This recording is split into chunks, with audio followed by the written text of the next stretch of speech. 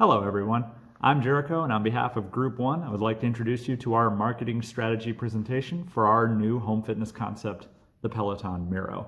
For those of you who are unfamiliar, you may have heard of Peloton, but for those who are unfamiliar, Peloton is a home fitness company that was founded via Kickstarter in 2012 by a Barnes & Noble executive named John Foley and his colleague Tom Cortese. Since 2012, Peloton has skyrocketed to being basically a household name in home fitness, together with groups like Nordic Track and Nautilus and other brands you've probably seen. Peloton's generally associated with premium quality, but at a premium price, right? If you've shopped around for Peloton products, you'll see that a basic home fitness bike can run you anywhere from $1,500 plus. If you're looking for something higher end or for a family package home fitness bike, you could be talking potentially $3,000 to buy one. For Peloton, what we wanted to do with the concept of the Miro was expand Peloton's reach into maybe a more budget conscious part of the consumer base. So the Peloton Miro is, you may have seen things like this, right? It's a wall-mounted, smart screen, slim touchscreen, 60 by 25 by 7 mirror style workout platform. A couple of advantages to this. One, it's very manageable in terms of space, which is a huge concern for homeowners. It allows users to interface with personal trainers, celebrity personal trainers, which is a huge part of the appeal of Peloton. It allows users to interface with other users, which gets community engagement involved, which is another huge benefit to Peloton. It adds variety, it's convenient, and depending on the number of features you can give or take away, you can give people a wider bandwidth of what they can and can't afford, or maybe interested in having or not having. It's supposed to be a convenient, affordable alternative to personal trainers and gym memberships, but it's also supposed to be a friendly and inclusive portal into the world of fitness for people who aren't necessarily experienced or comfortable with it yet. It's an interesting time to be introducing this product because the home fitness market is at kind of a unique crossroads with the onset of COVID. People are very safety conscious. They're not as inclined to go to gyms or public workout areas. So they're looking to have a convenient home fitness alternative now that people are also more health conscious in general. So for us and the Peloton Miro, our question becomes, out of the 330 million people in the United States, 220 million of whom have stated that personal fitness is important to them and it is something that they consider to be an important part of their lives. The question is, how much of our potential market can we realistically expect to tap into with success with this product, and how should we go about realizing that goal? So to answer this question and to paint a finer picture of the analytical details of the market and how we plan to introduce our product, I would like to turn the time over to Jason Vita. Thank you for the kind introduction, Jericho. I would like to provide some insights on the optimal target market, segmentation factors, and positioning for the Pelo Miro. Many associate our company's products with a younger, married, urban, physically fit audience. However, these younger individuals are not the only game in town. With a significant portion of the population retiring, living longer, and more concerned with living a healthy lifestyle, there remains a unique opportunity to target a less obvious share of the market. Older retirees who have chosen to downsize, who lack access to urban amenities. While it has always been one of our chief goals to share the Peloton experience with new audiences, this new target market makes sense for a variety of other reasons as well. We have identified an increasing trend in the technical savvy of baby boomers, those born between 1946 and 1964, who comprise one of the largest segments of the marketplace. Are you concerned that older individuals might not appreciate new technology? We are not. Evidence suggests that baby boomers who own smartphones have become more and more comfortable adopting and adapting to new technologies. As they migrate away from urban centers, our company and our new product, the Pelo Miro, will be the solution. The persona we created, Mary, highlights our optimal target and the new segmentation factors to focus on. Older, single, retirees with mobility issues and/or an inability to participate in group fitness classes. As you can see, these additional segmentation factors, combined with the corollary force of increasing demand for digital health products, diversifies away some of the risk associated with introducing a new product to a new audience. Some early strategic exercises our group did highlight that competitors comprise one of our greatest weaknesses. Fortunately for us, we are focusing on a target audience that our competitors have failed to recognize. We may opt for another positioning strategy as more competitors enter the marketplace, but launching the new product in February 2022 is critical to get ahead of the competition. And with that, I'd like to turn it over to my colleague, Vanessa, to share more about competitor opportunities and SMART objectives. Thank you, Vanessa. You have the floor. Thanks for the introduction, Jason. I'll be discussing the main competitive landscape for the Miro, as well as our SMART goals. Now, first, let's start off by looking at this perceptual map. This perceptual map provides a visual representation of consumer opinion on the Peloton Miro, as well as other companies that offer similar products. On the top right quadrant, where both quality and price rank highly, this is where we find our biggest competition. For the purpose of this presentation, I'll be focusing on the company which has the most similarities to our Miro. That happens to be the Lululemon Miro.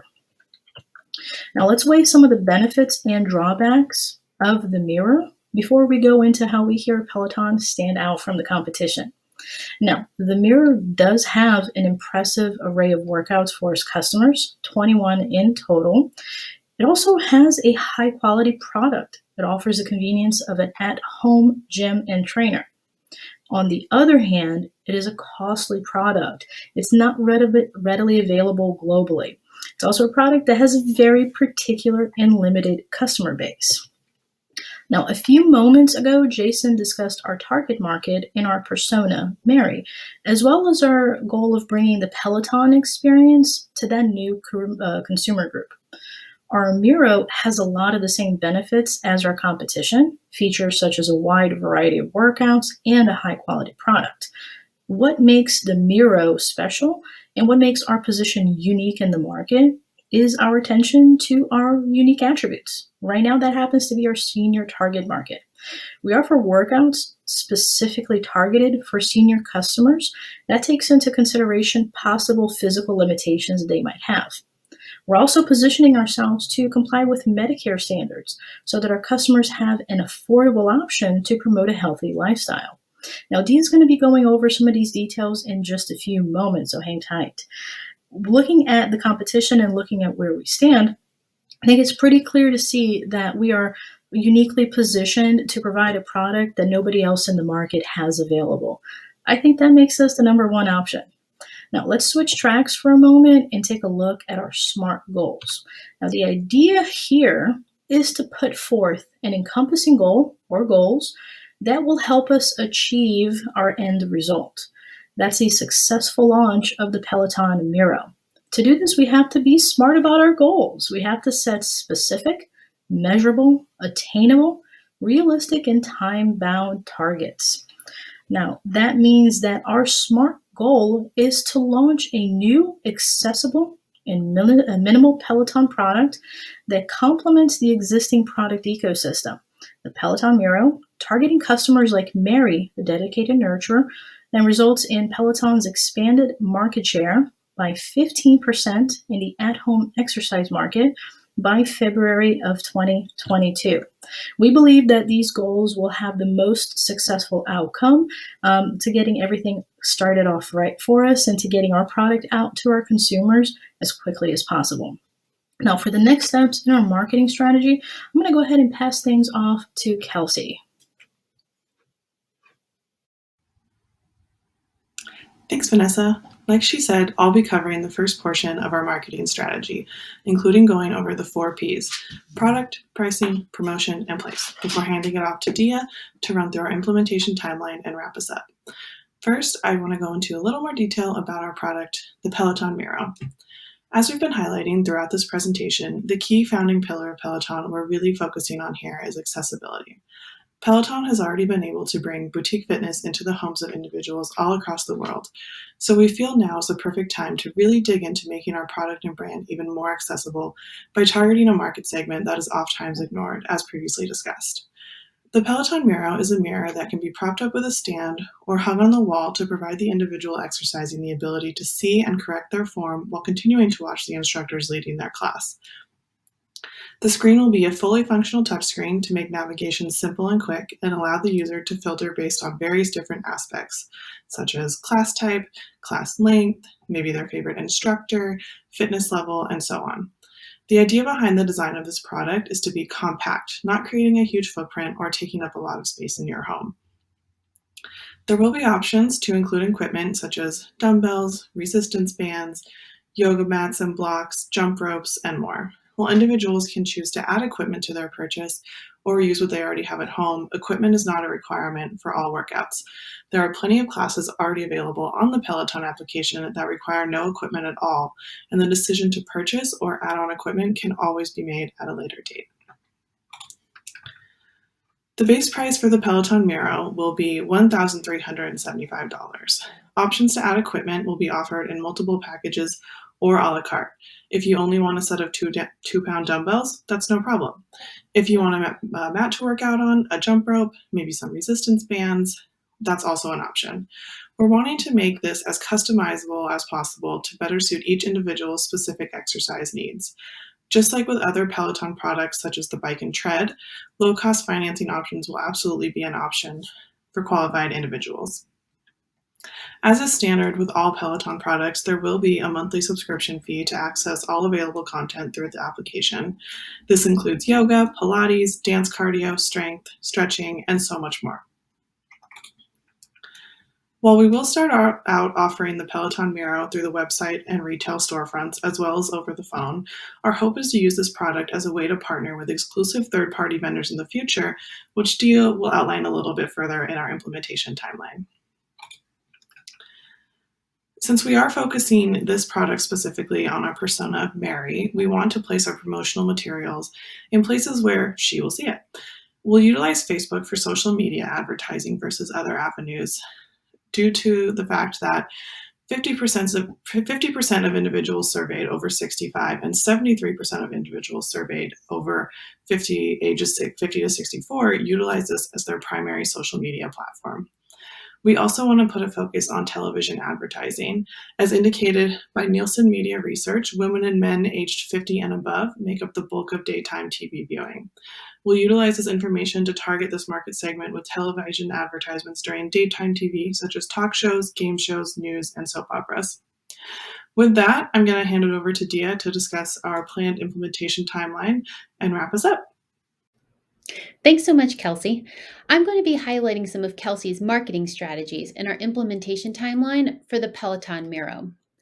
As Vanessa highlighted earlier, our goal is to launch the Peloton Miro by February 1st, 2022. Timing here is critical. January and October are the most popular months for exercise equipment purchases, which means new products are expected to follow these seasonal release peaks. Shortly after the new year, customers who didn't immediately reinforce their resolution with a purchase are on the prowl for discounts. In February, equipment overstock is typically discounted, so Peloton is choosing this month for 2 reasons.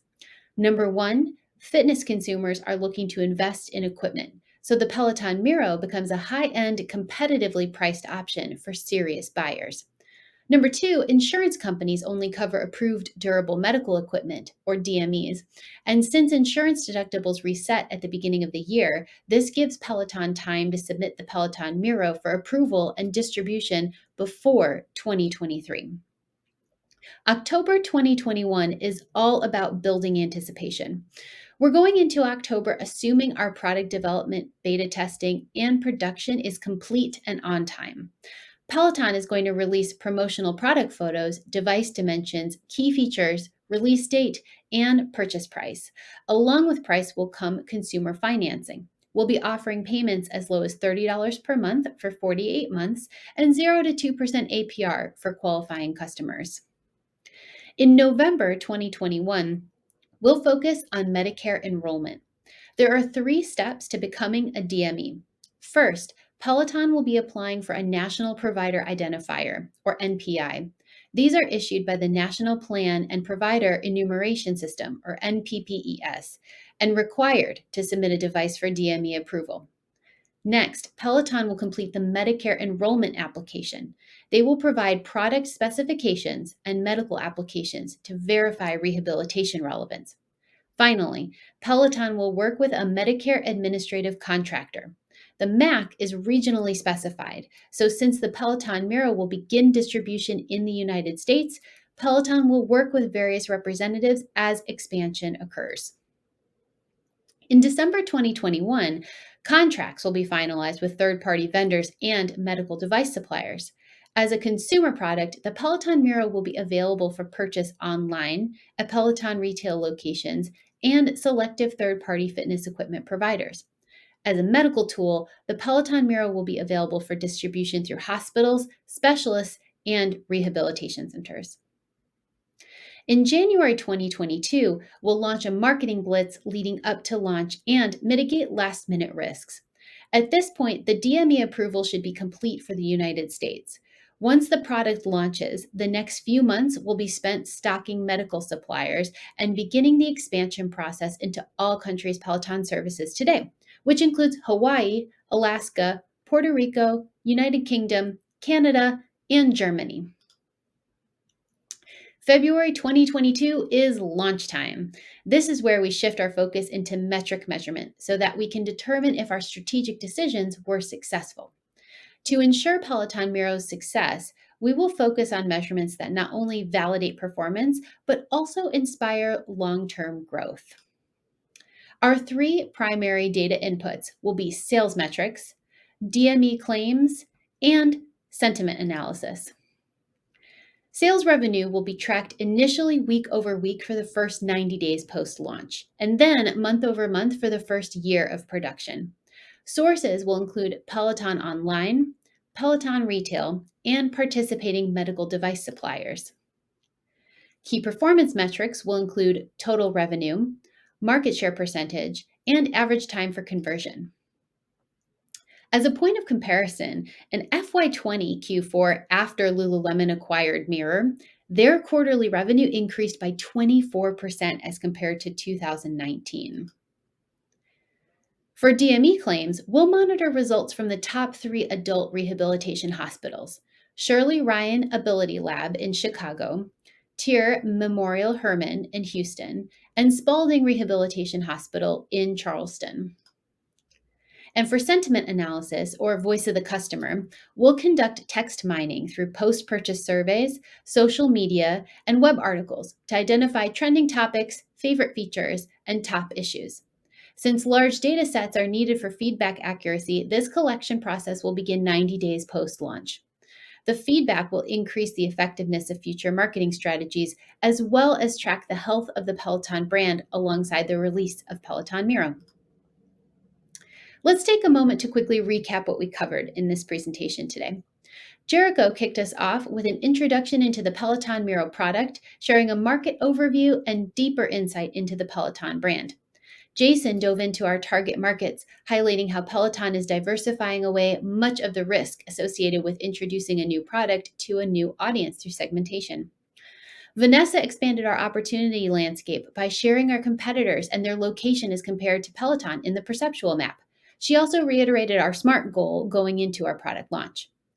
Kelsey introduced our marketing mix, including our product details, pricing, and available promotions. And I rounded out our marketing strategy with our expected implementation timeline and metrics to measure the Peloton Miro's success. On behalf of Group 1, we hope you enjoyed this presentation. Thank you for your time and have a wonderful day.